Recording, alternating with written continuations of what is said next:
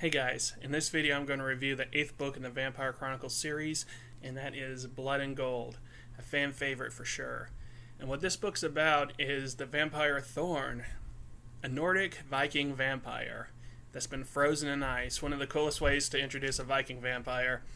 He breaks out of his ice, and as a newborn baby, or so he feels, being in the present day world, he has no idea where he is or what's going on. Lucky for him, the vampire Marius gives him the 411 and tells him what's been going on in the VNN, or it's just a joke, I'm saying the CNN version for vampires, just the up-to-date version of what's been going on in the vampire world that he's been missing since being asleep for all these hundreds of years. And Marius really starts off by telling his life story, and he has probably the most interesting vampire transformation story in the whole series that I can think of. I mean, besides Thorne being broken out of ice, Marius's life story is probably the second coolest thing that happens in this series. Marius was a Roman citizen kidnapped by a bunch of druids because they needed a new god. They worshipped the god of the grove, and the god of the grove that they were worshipping was dying and was sick, and so they needed a new one. And so for some reason or another, they decided that Marius was it, that he was the bee's knees when it comes to choice for the new god. Anyway, Marius gets kidnapped and he's taken to the forest, and he is introduced by being thrown into the old aging tree. He's being introduced to the god of the grove that turns out to be a vampire.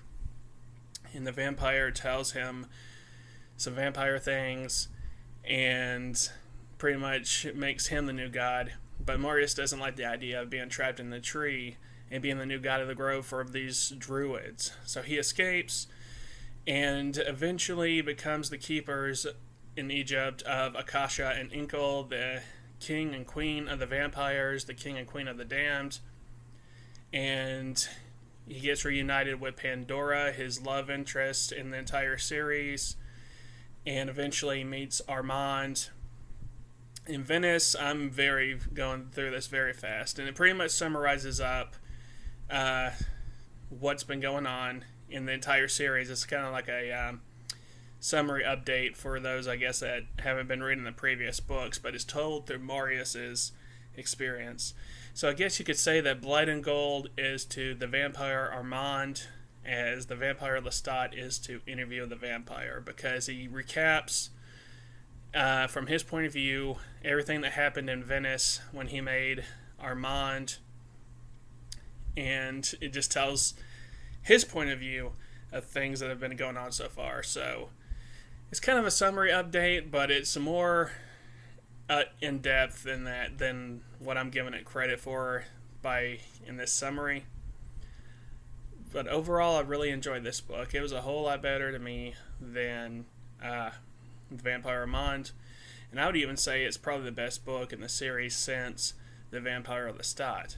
And a lot of fans agree that the Blood and Gold is one of the top best books in the series, and I can't disagree with them because it is pretty good. Like I've said before, I love the vampire Thorne. He became one of my favorite vampires in the Vampire Chronicles because, I mean, he's a Viking vampire, so that alone, it really makes him different and cool. And I can't really think of any Viking vampires off the top of my head.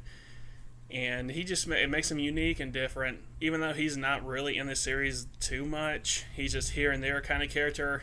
Just his introduction is really nice.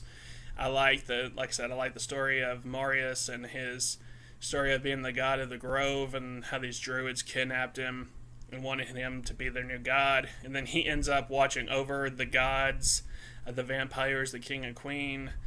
And it tells his story of having to move constantly, and he meets all these other vampires, eventually meets Lestat, and so it gives you an update of his story from way back then and earlier in the series.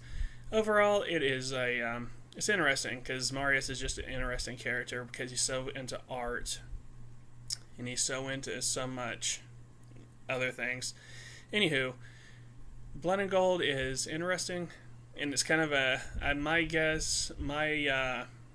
summary of it would be, it's kind of a summary to sum up the series so far with Marius' point of view. So it doesn't feel like a rehash. It just tells the story from his point of view with interesting characters.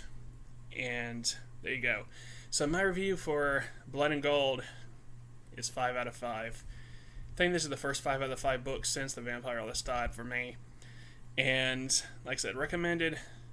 Even though it's a summary, I would still recommend reading the series up to this point, because you'll still be lost, because there's so many characters that are introduced that I can't say that you can read this and just skip to this one. It'd be better just to read the series up to here to get the full picture. Anyway, that's my review for Blood and Gold, and I'll talk to you later, guys. Bye.